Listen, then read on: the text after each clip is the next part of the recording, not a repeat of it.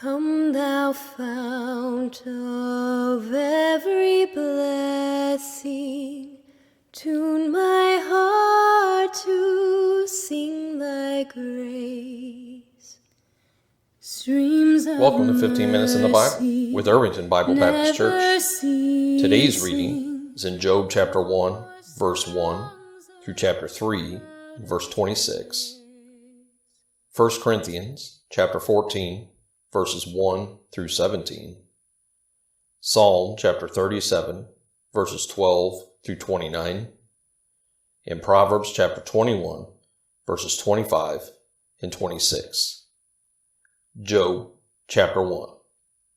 There was a man in the land of Uz, whose name was Job, and that man was perfect and upright, and one that feared God and eschewed evil.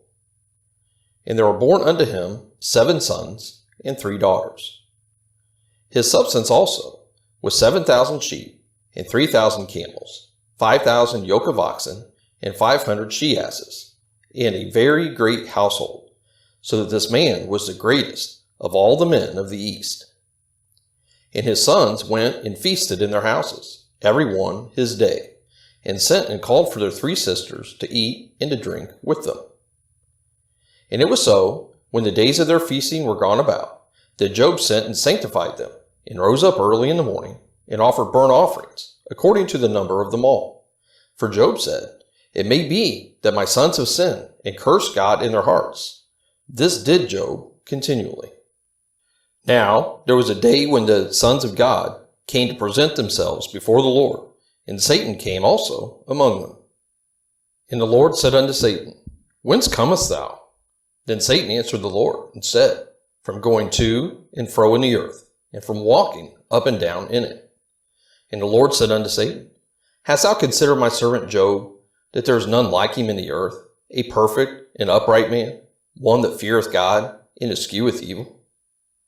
Then Satan answered the Lord, and said, Doth Job fear God for naught? Hast not thou made a hedge about him, and about his house, and about all that he hath on every side? Thou hast blessed the work of his hands, and his substance is increased in the land. But put forth thine hand now, and touch all that he hath, and he will curse thee to thy face. And the Lord said unto Satan, Behold, all that he hath is in thy power. Only upon himself put not forth thine hand. So Satan went forth from the presence of the Lord. And there was a day when his sons and his daughters were eating and drinking wine in their eldest brother's house. And there came a messenger unto Job, and said, The oxen were plowing, and the asses feeding beside them. And the Sabeans fell upon them, and took them away. Yea, they have slain the servants with the edge of the sword, and I only am escaped alone to tell thee. While he was yet speaking, there came also another, and said, The fire of God is fallen from heaven, and hath burned up the sheep and the servants, and consumed them. And I only am escaped alone to tell thee. While he was yet speaking, there came also another, and said, The Chaldeans made out 3 bands, and fell upon the camels, and have carried them away. Yea, and slain the servants with the edge of the sword, and I only am escaped alone to tell thee. While he was yet speaking, there came also another, and said, Thy sons and thy daughters were eating and drinking wine in their eldest brother's house. And behold, there came a great wind from the wilderness, and smote the 4 corners of the house, and it fell upon the young men, and they are dead. And I only am escaped alone to tell thee. Then Job arose, and rent his mantle, and shaved his head, and fell down upon the ground, and worshipped, and said, Naked came I out of my mother's womb, and naked shall I return thither. The Lord gave, and the Lord hath taken away. Blessed be the name of the Lord. In all this Job sinned not, nor charged God foolishly. Chapter 2.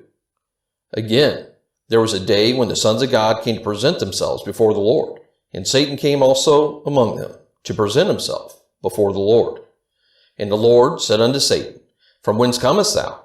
And Satan answered the Lord, and said, From going to and fro in the earth, and from walking up and down in it.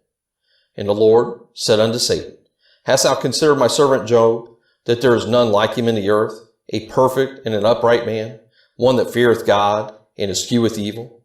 And still he holdeth fast his integrity, although thou movest me against him, to destroy him without cause. And Satan answered the Lord and said, Skin for skin, yea, all the man hath will he give for his life. But put forth thine hand now, and touch his bone and his flesh, and he will curse thee to thy face. And the Lord said unto Satan, Behold, he is in thine hand, but save his life. So went Satan forth from the presence of the Lord, and smote Job with sore boils from the sole of his foot unto his crown. And he took him a potsherd to scrape himself withal, and he sat down among the ashes. Then said his wife unto him, Dost thou still retain thine integrity? Curse God and die. But he said unto her, Thou speakest as one of the foolish women speaketh. What? Shall we receive good at the hand of God, and shall we not receive evil? In all this did not Job sin with his lips. Now when Job's 3 friends heard of all this evil that was come upon him, they came every one from his own place. Eliphaz the Temanite, and Bildad the Shuhite, and Zophar the Naamathite, for they had made an appointment together to come to mourn with him and to comfort him. And when they lifted up their eyes afar off, and knew him not, they lifted up their voice and wept, and they rent every one his mantle, and sprinkled dust upon their heads toward heaven. So they sat down with him upon the ground 7 days and 7 nights, and none spake a word unto him, for they saw that his grief was very great. Chapter 3. After this opened Job his mouth, and cursed his day. And Job spake and said, Let the day perish wherein I was born, and the night in which it was said, There is a man-child conceived. Let that day be darkness. Let not God regard it from above, neither let the light shine upon it. Let darkness and the shadow of death stain it. Let a cloud dwell upon it. Let the blackness of the day terrify it. As for that night, let darkness seize upon it. Let it not be joined unto the days of the year. Let it not come into the number of the months. Lo, let that night be solitary. Let no joyful voice come therein. Let them curse it that curse the day, who are ready to raise up their mourning. Let the stars of the twilight thereof be dark. Let it look for light, but have none. Neither let it see the dawning of the day. Because it shut up not the doors of my mother's womb, nor hid sorrow from mine eyes. Why died I not from the womb? Why did I not give up the ghost when I came out of the belly? Why did the knees prevent me? Or why the breast that I should suck? For now, should I have lain still and been quiet, I should have slept, and then had I been at rest, with kings and counselors of the earth, which built desolate places for themselves. Or with princes that had gold, who filled their houses with silver. Or as a hidden untimely birth I had not been, as infants which never saw light. There the wicked cease from troubling, and there the weary be at rest.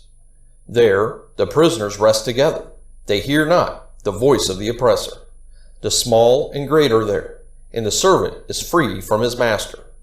Wherefore is light given to him that is in misery, and life unto the bitter in soul, which long for death, but it cometh not, and dig for it more than for hid treasures, which rejoice exceedingly, and are glad when they can find the grave.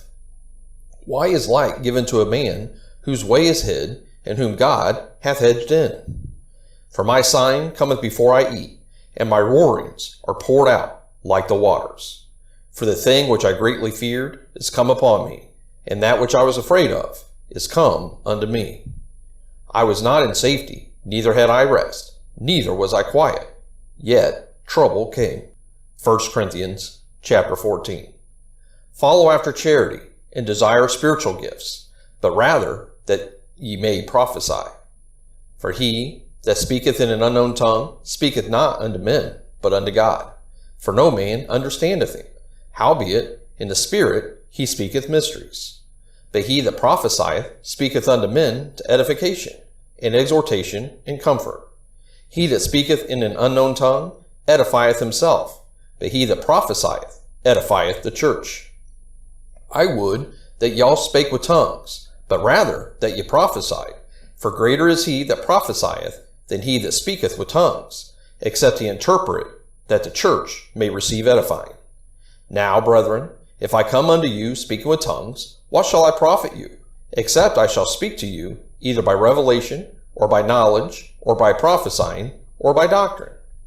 And even things without life, giving sound, whether pipe or harp, except they give a distinction in the sounds, how shall it be known what is piped or harped? For if the trumpet give an uncertain sound, who shall prepare himself to the battle? So likewise ye, except ye utter by the tongue words easy to be understood, how shall it be known what is spoken?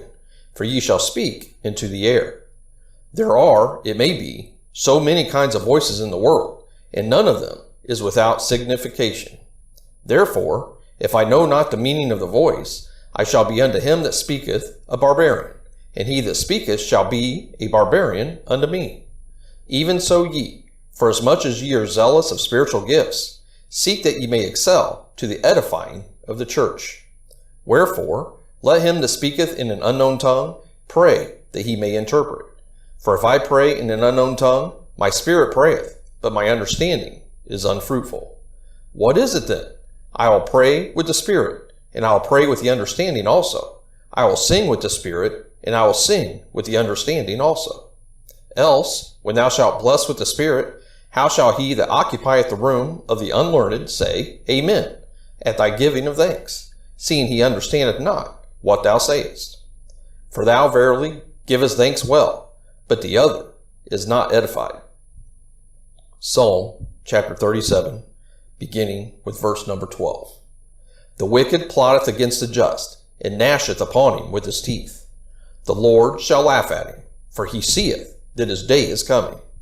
The wicked have drawn out the sword, and have bent their bow, to cast down the poor and needy, and to slay such as be of upright conversation.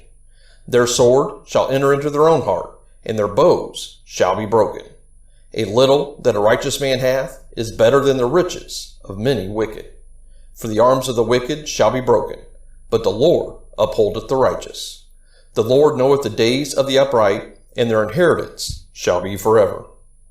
They shall not be ashamed in the evil time, and in the days of famine they shall be satisfied. But the wicked shall perish, and the enemies of the Lord shall be as the fat of lambs. They shall consume, into smoke shall they consume away. The wicked borroweth, and payeth not again, but the righteous showeth mercy, and giveth. For such as be blessed of him shall inherit the earth, and they that be cursed of him shall be cut off. The steps of a good man are ordered by the Lord, and he delighteth in his way. Though he fall, he shall not be utterly cast down, for the Lord upholdeth him with his hand. I have been young, and now am old, yet have I not seen the righteous forsaken, nor his seed begging bread. He is ever merciful, and lendeth, and his seed is blessed. Depart from evil, and do good, and dwell forevermore. For the Lord loveth judgment, and forsaketh not his saints. They are preserved forever, but the seed of the wicked shall be cut off. The righteous shall inherit the land, and dwell therein forever. Proverbs chapter 21, verses 25 and 26. The desire of the slothful killeth him, for his hands refuse to labor. He covereth greedily all the day long, but the righteous giveth and spareth not. Thank you for joining us for 15 minutes in the Bible. Seal it for thy courts above. Here's my heart, oh, take and seal it for thy courts above. Seal it for thy courts above.